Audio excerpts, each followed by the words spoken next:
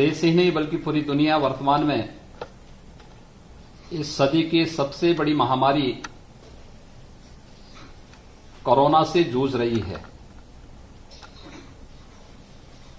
और दुनिया के अंदर कोरोना का जो संकट है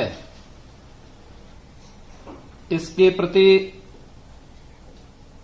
सबसे ज्यादा जो चैलेंज था वह भारत के सामने था।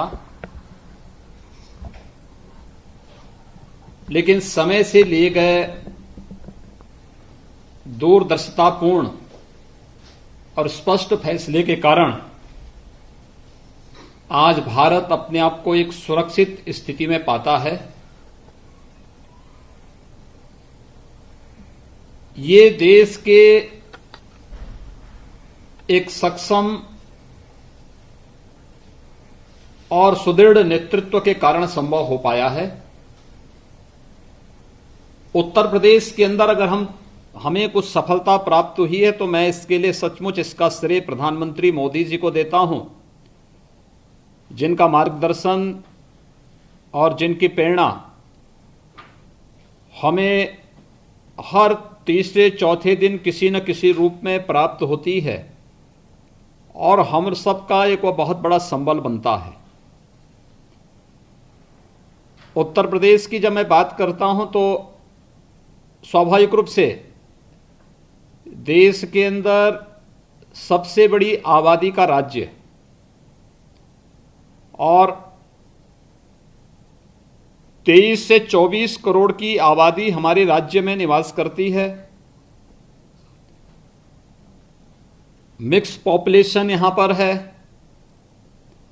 हमारी सीमा एक देश से मिलती है और 7 राज्यों से मिलती है।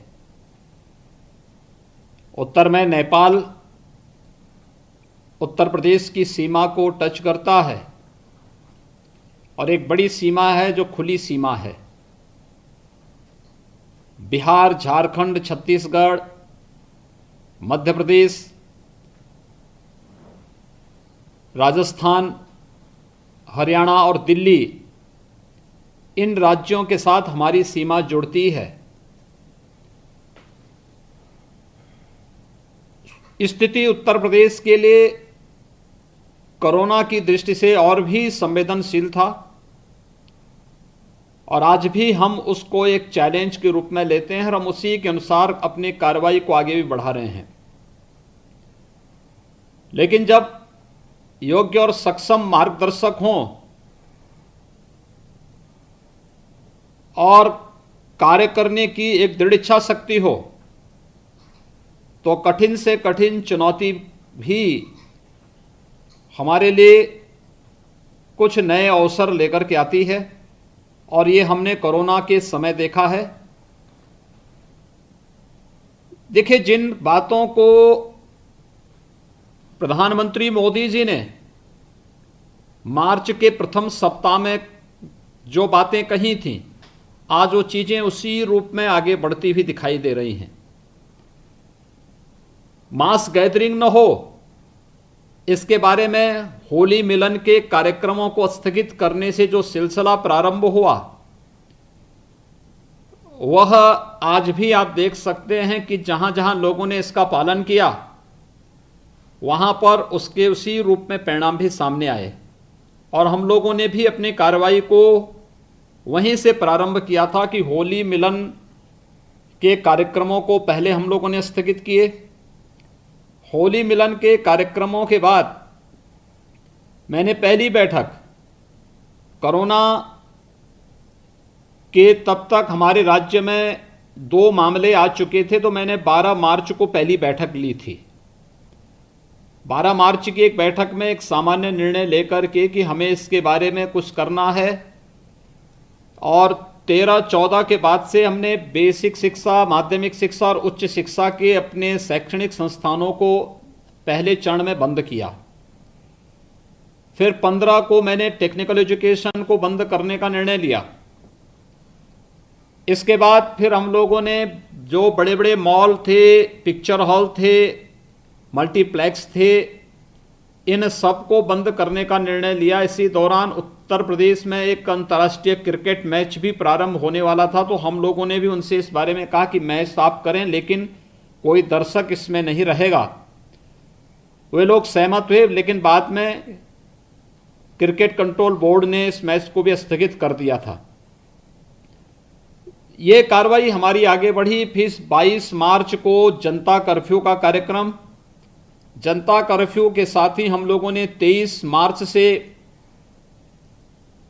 3 दिन के लिए पहले चरण में 16 जनपदों को लॉकडाउन के दायरे में लिया था और 25 मार्च से लॉकडाउन की कार्रवाई प्रारंभ हुई, जो अभी तक निरंतर चल रही है।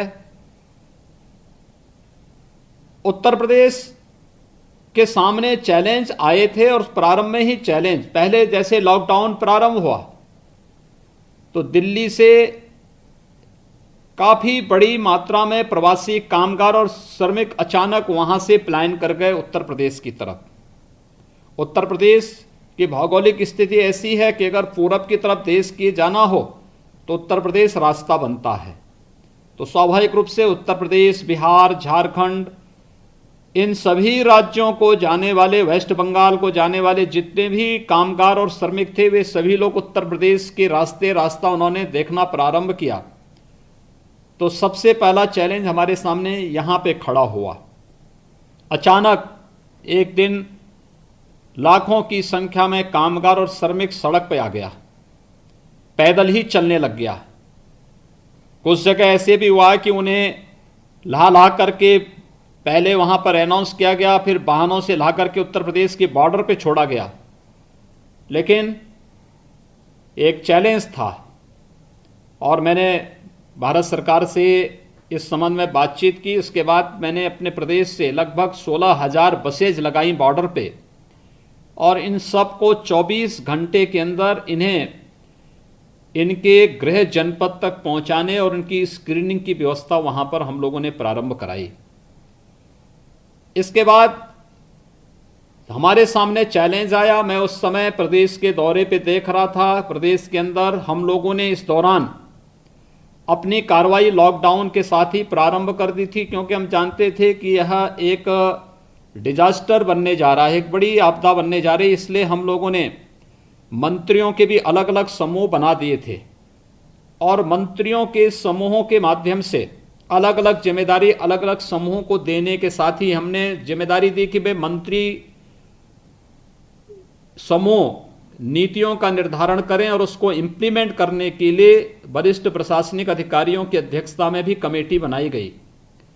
और ये कमेटी अलग अलग कार्यों को करने के लिए, जैसे मंत्रियों की समितियों को कि भाई जो प्रदेश के अंदर निर्माण श्रमिक हैं, लॉकडाउन के दौरान कार्य बंद होंगे, एक समिति इनके बारे में चिंता करेगी। एक समिति ठेला, खोमचा, पटरी व्यवसायी, इन सब के बारे में चिंता करेगी।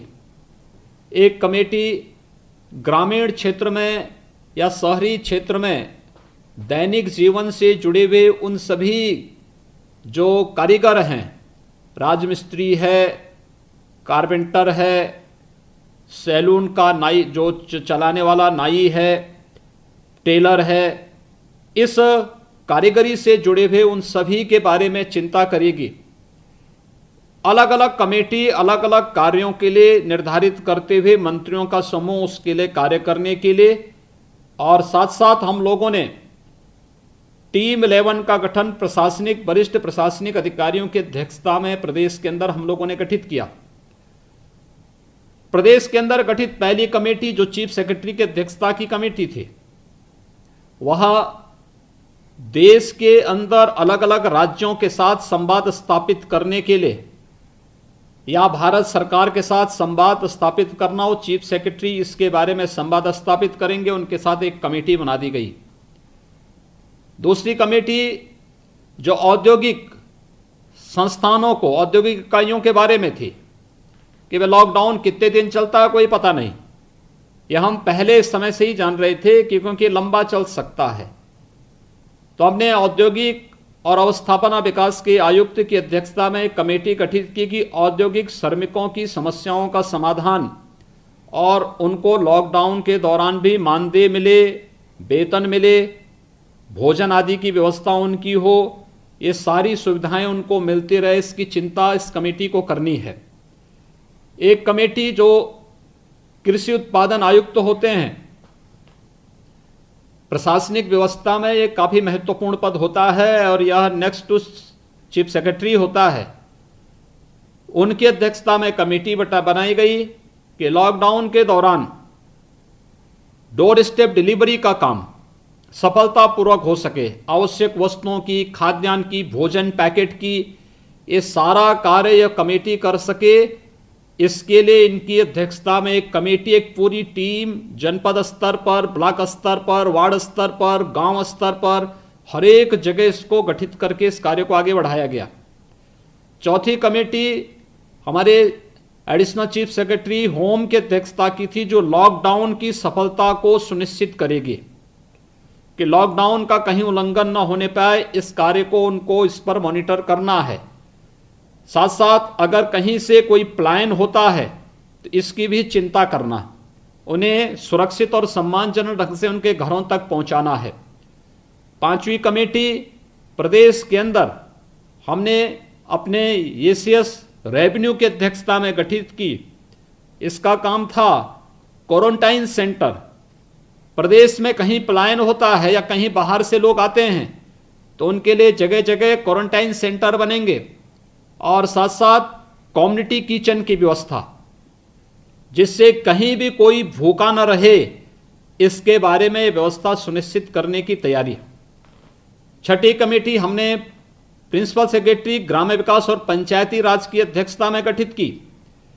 हमने कहा देखिए, एक अवसर है, इस समय हमें कोरोना से लड़ना है, लेकिन इसके बाद गर्मियों के बाद बरसात आएगी। बरसात में हमें तमाम प्रकार के संचारी रोगों से, मलेरिया है, डेंगू है, कालाजार है, इंसेफ्लाइटिस है, अन्य ऐसी बीमारियों से जूझना पड़ता है। और इसीलिए अभी से हम अपनी स्वच्छता और सैनिटाइजेशन की कार्रवाई को पूरा करेंगे और पेयजल का संकट कहीं ना आने पाए, इसके लिए वह कमेटी कार्य कर रही थी और उसने निरंतर उस पर कार्य प्रारंभ किया। एक कमेटी प्रमुख सचिव स्वास्थ्य की अध्यक्षता में बनाई गई, जिसने प्रदेश के अंदर स्वास्थ्य की सेवाओं को कोविड लेवल 1, लेवल 2, लेवल 3 के हॉस्पिटल की एक श्रृंखला को खड़ी करना, टेस्टिंग लैब की स्थापना को तेजी के साथ आगे बढ़ाने की कार्रवाई को तेज कर लेना, ये सारे कार्य समयबद्ध ढंग से आगे बढ़ें, इस पर यह कमेटी कार्य कर रही थी, आज भी कार्य कर रही है। एक कमेटी हम लोगों ने डीजीपी की अध्यक्षता में गठित की, जो प्रदेश के अंदर सुरक्षा और कानून व्यवस्था की मजबूत स्थिति को हर स्थिति में पालन करा सके। यह लेकिन फोर्स को इन्फेक्शन से भी बचाना है। हमारे थाने, हमारी पुलिस चौकियां, हमारी पुलिस जो पीएससी की वाहनियां हैं, पुलिस ट्रेनिंग के स्कूल हैं या पुलिस के जो मेस हैं, इसमें कहीं भी कोई इन्फेक्शन न फैलने पाए। ये डीजीपी की अध्यक्षता में कमेटी जेलों को भी सुरक्षा प्रदान करना, इसके बारे में भी कार्रवाई करना, तो ये कार्य उस कमेटी के द्वारा किया गया। एक कमेटी हमारे एडिशनल चीफ सेक्रेटरी फाइनेंस की अध्यक्षता में, कि प्रदेश के माध्यम से हमें इस दौरान गरीबों को कहीं भी कोई सहायता करनी हो तो डीबीटी के माध्यम से करेंगे।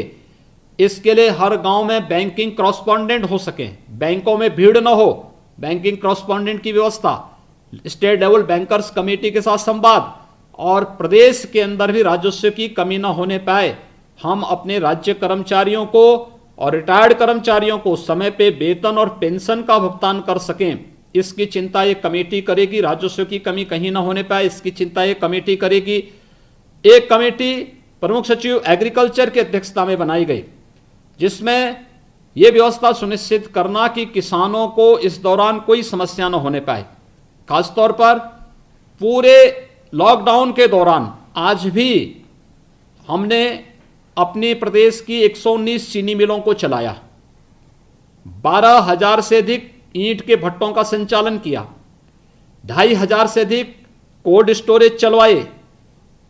उन प्रमुख आवश्यक उद्योगों को और एमएसएमई से जुड़े हुए उद्यमों को हम लोगों ने प्रदेश के अंदर चलवाया, जो प्रदेश के अंदर आवश्यक थे, जैसे पीपी किट का निर्माण की कार्रवाई होनी है, N95 मास्क का निर्माण होना है, ट्रिपल लेयर मास्क का निर्माण होना है, सैनिटाइजर का निर्माण होना है, ये सारे कार्य इस दौरान चलते रहे। इन सब पर भी हम लोगों ने कार्रवाई की, किसानों को कोई समस्या ना हो, इस पर हम लोगों ने इस कमेटी ने कार्य किया।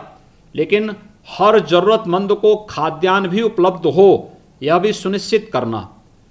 हम लोगों ने अब तक प्रदेश के अंदर 18 करोड़ लोगों को 5 बार सफलतापूर्वक निःशुल्क खाद्यान्न उपलब्ध करवाया है और 1 जून से हमारा 6ठी बार खाद्यान्न उपलब्ध प्रारंभ होगा प्रदेश के 18 करोड़ लोगों को। यह क्रम हमारा निरंतर चल रहा है। प्रदेश के अंदर, देश के अंदर आप देख रहे होंगे बड़ी संख्या में मजदूरों का पलायन हो रहा है, लेकिन उत्तर प्रदेश से 25 लाख लेबर उत्तर प्रदेश के अंदर काम करता है, 25 लाख श्रमिक उत्तर प्रदेश के अंदर कार्य करता है। एक भी व्यक्ति पलायन नहीं कर रहा है और वह सभी यहां बना हुआ है, क्योंकि लॉकडाउन के दौरान भी हम लोगों ने उनको मानदेय भी दिलाया और जहां आवश्यकता पड़ती थी, जहां उद्योग तैयार थे, उन्होंने अपनी परमिसेस में लॉजिंग फूडिंग की व्यवस्था अगर मजदूरों की, श्रमिकों की, तो उनको हम लोगों ने लॉकडाउन के दौरान चलाने की भी अनुमति दी। आज के दिन पर हमारे जो 25 लाख श्रमिक हैं, उनमें से जो बंदी थे उन सभी में हम लोगों ने 22 लाख लोगों को वापस, वे लोग अपने कार्य में आ चुके हैं। उनको लॉकडाउन के दौरान का भी मानदेय मिला है और साथ साथ आज वे फिर से अपने कार्य को आगे बढ़ा चुके हैं। इसी प्रकार से प्रदेश के अंदर ये सभी कार्रवाई टीम 11 को एक कार्य देकर के प्रतिदिन मेरे साथ एक कमेटी बैठती है।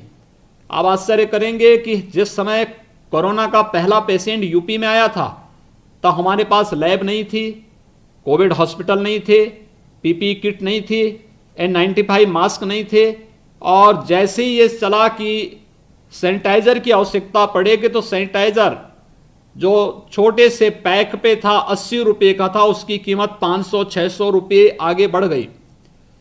हम लोगों ने अपने जितने भी प्रदेश के अंदर डिस्टिलरीज थी, चीनी मिलें थी, इन सबको बुलाया और अल्कोहल से हम लोगों ने इतना सैनिटाइजर उपलब्ध कराया कि प्रदेश के अंदर हमने अपने प्रत्येक नगर निकाय को, प्रत्येक ग्राम पंचायत, हमारे पास लगभग 60,000 ग्राम पंचायतें हैं, हमारे पास प्रदेश के अंदर लगभग 700 के आसपास अर्बन बॉडीज हैं। इन सभी को, हर चिकित्सालय को, हर ऑर्गेनाइजेशन को पर्याप्त मात्रा में सैनिटाइजर उपलब्ध कराया और यही नहीं, 28 राज्यों को भी हमने प्रदेश से सैनिटाइजर उपलब्ध करवाने में हमने सहयोग किया, यहां से हमने उपलब्ध करवाया है। एक भी पीपी किट की यूनिट हमारे पास नहीं थी, आज हमारे पास 28 प्रदेश के अंदर पीपी किट की यूनिट मौजूद है। N95 मास्क यहां पे बन रहा है। महिला स्वयंसेवी समूह यहां पर पर्याप्त मात्रा में ट्रिपल लेयर मास्क बना रही हैं और लैब हमारे पास एक भी नहीं थी। जब पहला पेशेंट उत्तर प्रदेश में आया था तो हमने उसका उपचार दिल्ली के सफदरजंग में करने के लिए भेजा था। आज प्रदेश के अंदर हमारे पास 26 लैब हैं। हम प्रतिदिन 10,000 टेस्ट करने की क्षमता विकसित कर चुके हैं। हमारे पास एक भी हॉस्पिटल नहीं था, आज हमारे पास हॉस्पिटल की एक चेन खड़ी हो चुकी है और देश के अंदर सर्वाधिक बेड आज के दिन पर उत्तर प्रदेश में 78,000 लेवल 1, लेवल 2, लेवल 3 के हॉस्पिटल के बेड उत्तर प्रदेश के अंदर हम लोग क्रिएट कर चुके हैं, हमारे पास मौजूद हैं। यानी 78,000 कोरोना पेशेंट अगर उत्तर प्रदेश में दुर्भाग्य से आ ही गया तो हम एक समय में इन सबको उपचार की सुविधा उपलब्ध करा सकते हैं। ये एक कार्य यहां पर इस रूप में किया गया और एक टीम वर्क था, जिसका परिणाम था कि हम लोगों ने कोरोना को भी काफी हद तक कंट्रोल किया। 24 करोड़ की आबादी के प्रदेश में कुल 6,000 कोरोना पॉजिटिव के केसेस आए हैं अब तक और इसमें से भी 3400 ठीक होकर के जा चुके हैं। ये अब तक का हमारा प्रदेश का रिजल्ट है और ये स्थिति तब है जब हम लोगों को पहले चरण में दिल्ली के लगभग 4 लाख जो हमारा माइग्रेंट लेबर था, प्रवासी कामगार था, वो अचानक 27-28 मार्च को ही प्लान किया था। हमें उसको सुरक्षित उसके घरों तक पहुंचाने के लिए पहले क्वारंटाइन सेंटर, फिर उसके घरों तक ले जाने की व्यवस्था करनी पड़ी। यहां हम इससे उभरे ही थे कि तबलीगी जमात का एक नया संकट हमारे सामने आ गया। मैं उस दौरान स्वयं भी 29 को नोएडा और गाजियाबाद के दौरे पे था, और जब मैं वहां गया तो मुझे जानकारी मिली कि दिल्ली के निजामुद्दीन मरकज में एक बड़ा आयोजन हुआ था। इसमें विदेशों से आए हुए काफ़ी लोगों ने भाग लिया है और उसमें काफ़ी उत्तर प्रदेश के भी लोग थे। तो मैं तुरंत वहीं से अपना कार्यक्रम स्थगित करते हुए वापस आया। मैंने हर एक जिले को अलर्ट किया, और अलर्ट करने के बाद मैंने उनसे कहा, भाई तबलीगी जमात से जुड़े हुए लोग जहां भी हैं इनको तत्काल कंटेन करिए, इनको उठा करके बंद करिए, इनकी जांच करिए। अगर ये खुल गए, ये बाहर आ गए, ये संक्रमण फैलाएंगे और आप फिर कम्युनिटी इन्फेक्शन से बचा नहीं पाएंगे। और देखते ही देखते हम लोगों ने 5,000 से अधिक ऐसे जमातों को तत्काल 2 दिन के अंदर, यानी 48 घंटे के अंदर इन सबको गिरफ्तार करके ले लिया। प्रारंभिक उसमें हमारे पास 90% जो मामले थे संक्रमण के, ये तबलीगी जमात से जुड़े हुए थे, और इनके कारण संक्रमण तेजी के साथ फैला। लेकिन जैसे ही हम लोगों ने इन्हें सबको कंटेन किया और इसके बाद फिर हमारी कार्रवाई गई, आगे चलती गई, हमने काफ़ी हद तक उसको कंट्रोल किया। मेडिकल इन्फेक्शन के पास हमारे पास 2 जगह मामले आए थे। एक आगरा में, जो सबसे खराब था। आगरा में 7 प्राइवेट हॉस्पिटल के कारण भी काफ़ी बड़ी मात्रा में मेडिकल इन्फेक्शन कोरोना का फैला था, और दूसरा नोएडा में फैला था। नोएडा में 2 हॉस्पिटल के कारण ये इन्फेक्शन फैला था। हमने उसको भी कंट्रोल वहाँ पर किया। आज के दिन पर हम प्रदेश में काफ़ी हद तक कंट्रोल किए हैं। जब तक देश के अंदर प्रवासी कामगार और श्रमिकों के पलायन का मुद्दा नहीं आया था, तब तक हमारे केवल 25 जनपद ऐसे थे जो कोरोना संक्रमित थे। लेकिन आज हमारे 73 जनपद ऐसे हैं जो कोरोना संक्रमित हैं।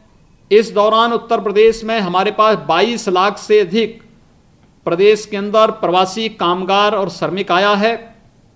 हम लोगों ने इनके लिए व्यवस्था की है। खासतौर पर प्रवासी कामगार की सुरक्षित और सम्मानजनक वापसी हो सके, इसके लिए हमारी जो कार्य योजना बनी है, इस पर खासतौर पर हमने बहुत व्यापक कार्य योजना बनाई। एक, भारत सरकार का जो हमें मदद मिला है, भारत सरकार के रेलवे मंत्रालय ने जो मदद की, तो हम लोगों ने भारत सरकार के सहयोग से उन्हें सुरक्षित लाने के लिए रेलगाड़ियों का इस्तेमाल किया। जो नज़दीक के थे उनको तो हम अपने सड़क उत्तर प्रदेश परिवहन निगम की बसेज भेज करके मंगवाई। जैसे हरियाणा से लगभग 1 लाख लोगों को हम लोगों ने अपनी बसेज का इस्तेमाल किया। कुछ हरियाणा सरकार ने सहयोग किया, हम उन्हें सुरक्षित उनके गृह जनपद तक पहुंचाने में और उनको क्वारंटाइन में रखने में हमें सफलता मिली, और हमने इसको कार्य को बहुत अच्छे ढंग से संपन्न किया। मध्य प्रदेश में हमारे काफ़ी बड़ी संख्या में लोग थे। हमने उत्तर प्रदेश परिवहन निगम की बसेज से मध्य प्रदेश के लोगों को मध्य प्रदेश पहुंचाने और मध्य प्रदेश से उत्तर प्रदेश के लोगों को कुशलतापूर्वक वापस हम लोग लाए, उसमें कोई समस्या नहीं आई। राजस्थान में हमारे लगभग 12,000 से अधिक कोटा में विद्यार्थी थे उत्तर प्रदेश के। हमने उत्तर प्रदेश परिवहन निगम की बसेज वहां भेजी जो कम पड़ गई थी। राजस्थान परिवहन निगम की बसेज का इस्तेमाल किया, उनका हमने भुगतान किया, उन्होंने भुगतान लिया, हमने उसका भुगतान भी किया। लेकिन इनको सफलतापूर्वक हम लोग लेकर के आए। इसके अलावा अन्य राज्यों में हम लोगों ने श्रमिक स्पेशल का उपयोग किया, और अब तक उत्तर प्रदेश में लगभग 1150 से अधिक श्रमिक स्पेशल आई हैं जो प्रवासी कामगार और श्रमिकों को लेकर के आई हैं। इसके अलावा निजी साधनों से भी बड़ी संख्या में लोग आए हैं, और 22 लाख से अधिक प्रवासी कामगार और श्रमिक उत्तर प्रदेश के अंदर इस समय आ चुका है। इनको हम लोग जब लेके आते हैं तो ये लोग सभी यहाँ पर आते हैं। गृह जनपद में पहुंचने पर इनको क्वारंटाइन सेंटर में ले जाया जाता है। हमारे क्वारंटाइन सेंटर में इस समय लगभग 15 लाख प्रवासी कामगार और श्रमिकों के रहने की इस समय सुविधा है अलग अलग जनपदों में, और वहाँ पर मेडिकल की उनकी स्क्रीनिंग होती है।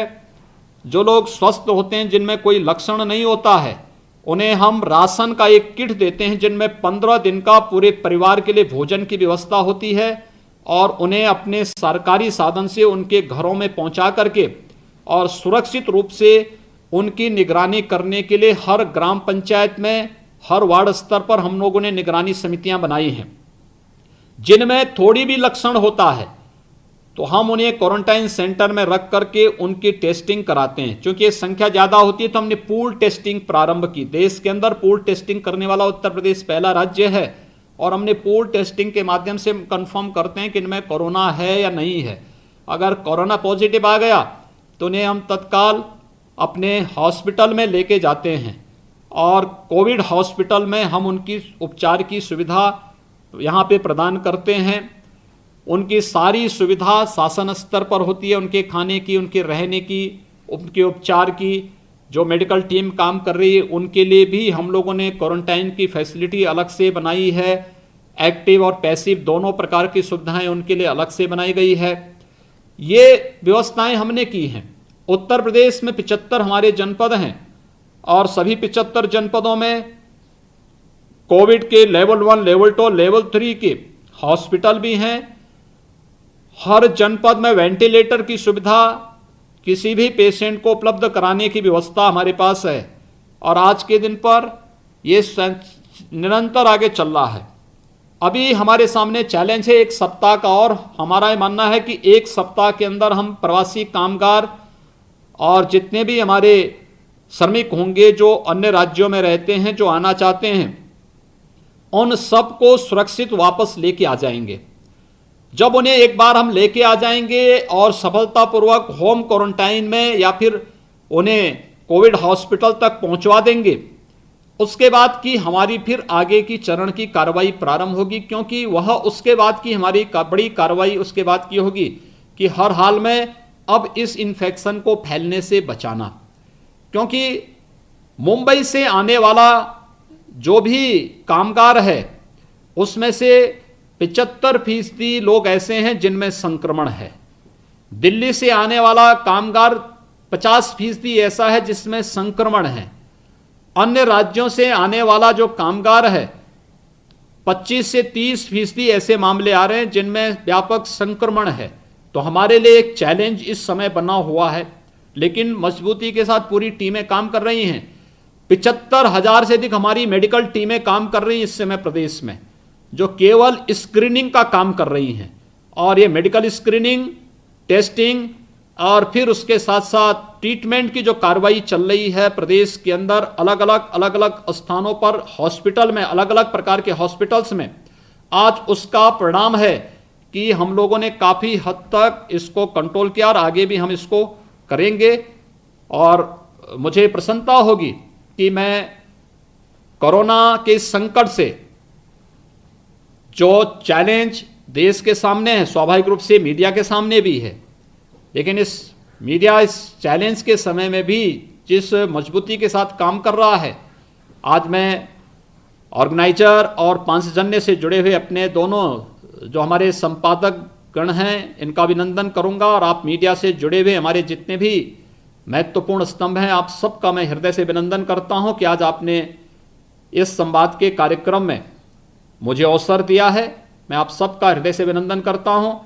उत्तर प्रदेश सरकार, मेरा ये मानना है, हमारा जो अभी संकट है हम लोग 1 सप्ताह के अंदर इसको काफ़ी हद तक कंटेन करने में सफल होंगे और इसके बाद जून के अंदर हम लोग जो है काफ़ी हद तक इसको और भी नियंत्रित कर पाएंगे। लेकिन मैं मानता हूं उत्तर प्रदेश देश के अंदर बहुत सुरक्षित स्थिति में है और आगे भी जो अब तक हमने परिणाम दिया है इसी प्रकार का बेहतर परिणाम हम देंगे। धन्यवाद मुख्यमंत्री जी। आपके उद्बोधन में जो अभी आपने बात रखी, हमारे पास पूरा जो हमने नंबर दिया है उस पर प्रश्नों की बिल्कुल झड़ी लगी हुई थी, परंतु आपने जिस तरह से तथ्यात्मक जानकारी दी है, मुझे लगता है बहुत सारे प्रश्नों का उत्तर उसके साथ मिल गया है। परंतु फिर भी बहुत सारे वरिष्ठ पत्रकारों के हमारे पास कुछ प्रश्न हैं। मैं चाहूंगा, मैं जानता हूं कि 5:30 बजे के बाद आपकी एक और बैठक लगी हुई है, इसके बाद मैं जितने अधिक प्रश्न हम इस बीच में ले सकें मेरा प्रयास रहेगा कि हम वो प्रश्न लें। पहला प्रश्न में हमारे पास जो है सिद्धार्थ जराबी जी का है, एडिटर इन चीफ हैं ब्लूमबर्ग टीवी के।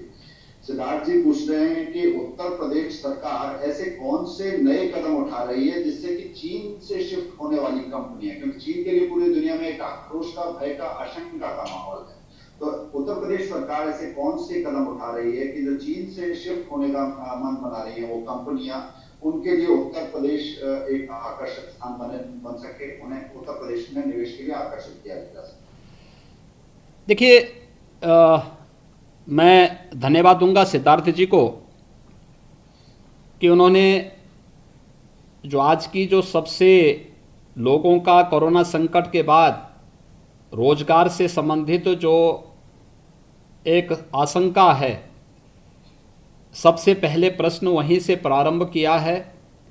और मुझे बताते हुए प्रसन्नता है कि जर्मन की एक बहुत बड़ी लेदर से जुड़ी हुई फर्म है, वह उसने आगरा में अपना निवेश करने में रुचि दिखाई है और वो चीन से आ रही है।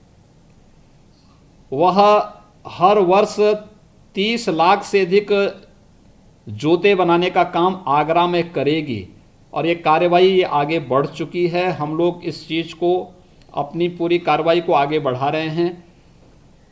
मेरा ये मानना है कि इस समय भारत निवेश का सबसे अच्छा गंतव्य है और उत्तर प्रदेश उसमें और भी अच्छा है।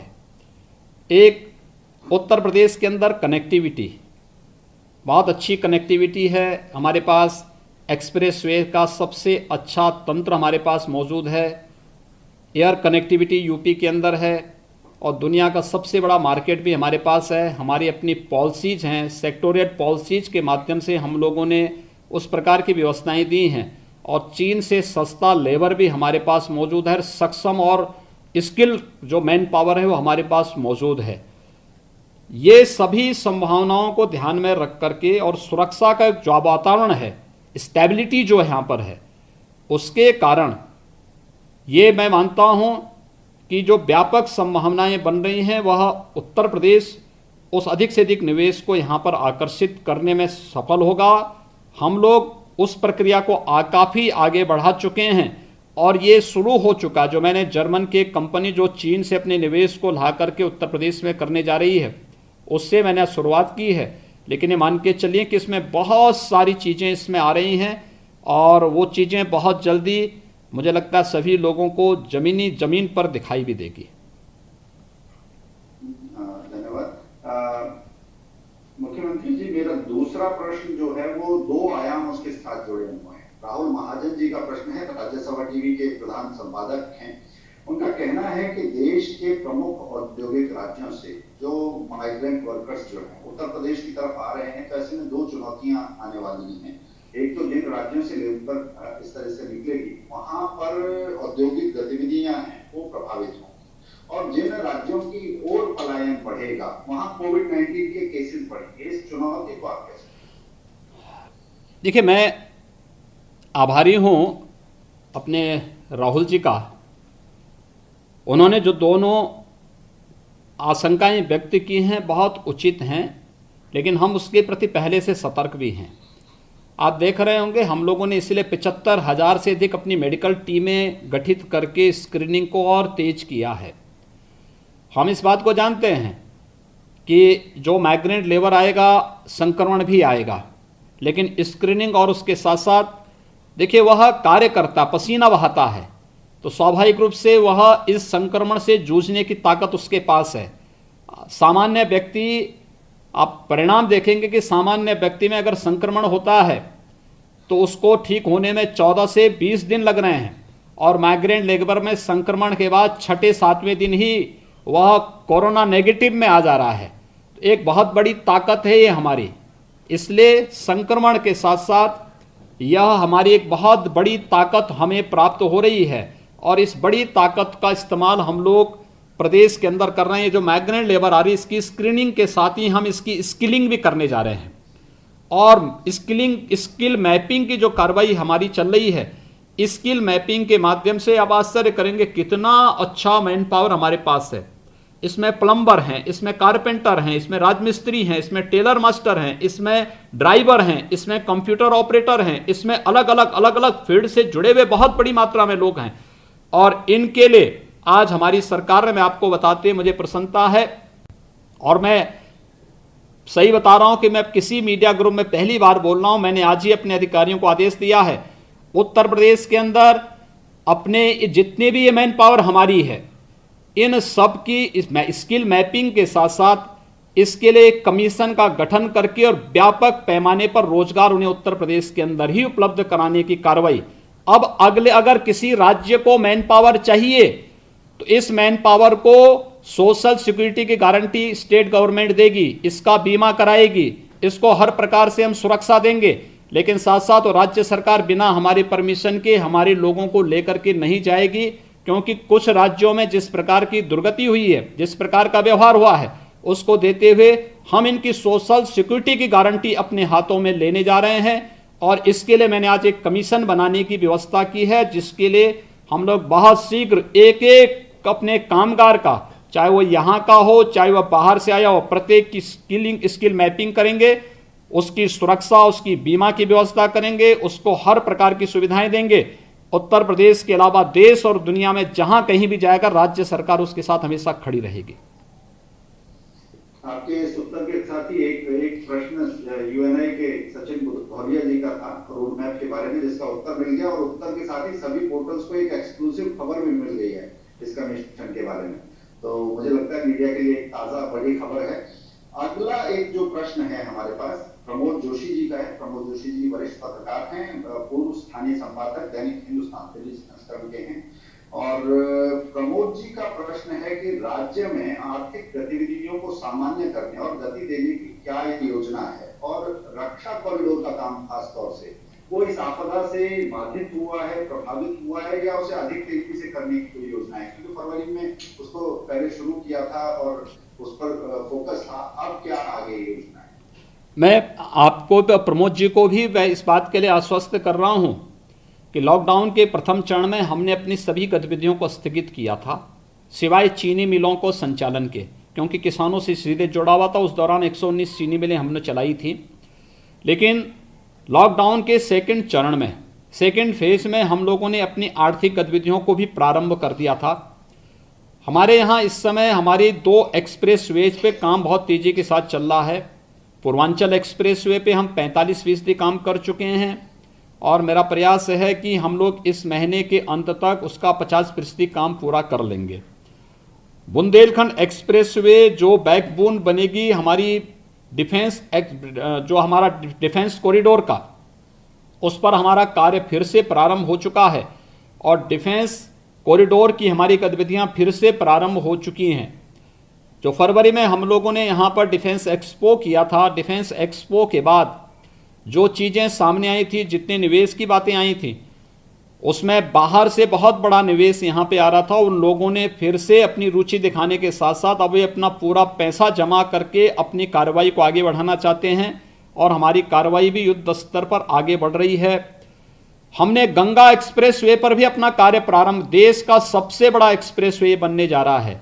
ये मेरठ से लेकर के प्रयागराज तक गंगा जी के पैरेलल ये एक्सप्रेसवे बनेगा, और उत्तर प्रदेश की इकोनॉमी को ये 3 नए एक्सप्रेसवे एक नई ऊंचाइयों तक पहुंचाने का काम करेंगे। तो इन सब पर हमारी कार्रवाई आगे बढ़ चुकी है। कोई भी बड़े प्रोजेक्ट आज के दिन पर हमारे बंद नहीं है, सभी को हम आगे बढ़ा तेजी के साथ कार्य प्रारंभ कर चुके हैं। प्रारंभिक रूप से हमें रेवेन्यू का थोड़ा शुरू में झटका जरूर लगा था, लेकिन अब फिर सभी स्ट्रीमलाइन होते जा रही हैं। हमें जो आदरणीय प्रधानमंत्री जी ने कहा कि जान भी है और जहान भी है, इन दोनों के लिए एक साथ अब हम कार्य कर रहे हैं। और मैं विश्वास के साथ कह सकता हूं कि हम लोग दोनों को एक साथ लेकर के चलेंगे, अपने लोगों को ही बचाएंगे, लेकिन साथ साथ उनको आर्थिक समृद्धि और स्वावलंबन की ओर भी लेकर के जाएंगे। जी, इसमें एक उत्तर और मिल गया है हमें। प्रणव धर्माणी IIM रायपुर से था, उनका प्रश्न के निवेश गंतव्य के रूप में कैसे उभर रहा है, और युवाओं से जुड़ा हुआ प्रश्न आपने इसका स्पष्ट किया। मैं एक अगला प्रश्न लेना चाहूंगा। एक सवाल मेरा है और साथ में एक मनोज वर्मा जी का भी उसमें प्रख्यात एंकर हैं, लोकसभा टीवी से जुड़े हुए, उनका भी एक सवाल है कि उत्तर प्रदेश पर, खास तौर से उत्तर प्रदेश पर फेक न्यूज का की जो समस्या है, मीडिया की विशेष कृपा दृष्टि कहें कि उत्तर प्रदेश पर रहती है। हमने भदोई की घटना देखी, हमने उसके बाद मुख्यमंत्री के बयान को, ट्वीट को अपने मन से बता देने वाली घटना देखी। ये फेक न्यूज की समस्या का जो विकराल रूप से उभर कर आई है पूरे देश में और खासकर उत्तर प्रदेश में, शासन स्तर पर इससे निपटने और रोकथाम के लिए सरकार क्या कदम उठाती है? देखिए, मैं मीडिया की स्वायत्तता का पक्षधर हूं और हमेशा इस बात को मानता हूं कि लोकतंत्र के चतुर्थ स्तंभ के रूप में मीडिया की एक बहुत बड़ी भूमिका है। लेकिन हमारी ये भूमिका तभी तक मजबूत है जब तक कि हम आम जन की विश्वसनीयता पर खड़े उतरेंगे। जहां भी हमारी विश्वसनीयता डगमगाई तो स्वाभाविक रूप से वो हमारे सामने एक संकट खड़ा करेगा। इसलिए फेक न्यूज को हर एक स्तर पर रोकना, और हम लोग पहले इस चीज़ को तय कर लेते हैं। अगर कोई फेक न्यूज़ दे रहा है उसको नोटिस देते हैं, भाई आप इसके थोड़ा इसका बताइए, इसका स्रोत क्या है। और उसके बाद नहीं होता है तो फिर इस मामले में, चूँकि माननीय उच्चतम न्यायालय ने भी और इस मामले में पहले ही कार्रवाई करने के लिए कहा था, क्योंकि छोटी छोटी अफवाहें और गलत जो फेक न्यूज होती हैं, ये फर्जी खबरें होती हैं, ये कभी कभी बड़ी दुर्घटना का कारण बन सकता है, बड़ी घटनाओं का कारण बन सकता है। इसलिए इसको हर हाल में रोकना, और हम लोगों ने प्रदेश के अंदर इस पर बहुत सख्ती से लगाम लगाने की भी कार्रवाई प्रारंभ की है कि फेक न्यूज़ को हर हाल में इसको रोकना चाहिए, रोका जाना चाहिए। इसलिए यहाँ से हर किसी भी इस प्रकार की न्यूज़ को लेकर तत्काल संबंधित व्यक्ति के पास नोटिस जाता है कि भाई आप इसका कारण बताइए, नहीं बताएंगे तो फिर हम इसके बाद इस पर आगे की कार्रवाई करेंगे। तो ये दोनों चीज़ें एक साथ चलती हैं। हम एक अवसर ज़रूर देते हैं उनको, लेकिन अगर उसके बाद भी कुछ लोग अपनी आदतों में सुधार नहीं लाने का नहीं वो करते हैं, प्रयास नहीं करते हैं, तो फिर उस पर हमें आगे कानूनन कार्रवाई करनी पड़ती है। जी, एक और प्रश्न है विनीत सक्सेना जी का, यूनिट हेड हैं अमर उजाला बरेली, देखते हैं। विनीत जी का प्रश्न है कि सबसे पहले दिल्ली से मजदूरों का पलायन हुआ, उसके बाद अन्य राज्यों से मजदूरों का पलायन हुआ। उत्तर प्रदेश में ये मजदूरों की सबसे बड़ी संख्या थी जो जिन्हें लौटना था, तो उत्तर प्रदेश में तो एक यकायक जो जोर पड़ा उत्तर प्रदेश पर, ये पलायन की घटनाएं, इनकी टाइमिंग और इनके पीछे का जो कोश था, वो आपको सहज लगता है या इसके पीछे कोई अदृश्य कारण भी आपको? देखिए, दोनों चीजें हैं। देखिए, हम लोग इस बात को मानते हैं कि हर एक कार्य का कोई ना कोई कारण जरूर होता है, और इसके पीछे भी रहा है। मैंने आपको बताया कि अगर लॉकडाउन के दौरान सभी लोगों को, जो लोग गरीबों के बारे में नारेबाजी करते हैं, बड़े बड़े नारे लगाते हैं, बड़े बड़े स्लोगन देते हैं, इन लोगों ने ईमानदारी से इन कामगारों की चिंता की होती तो संभवतः पलायन को काफ़ी हद तक रोका गया होता। दुर्भाग्य से ऐसा नहीं हुआ।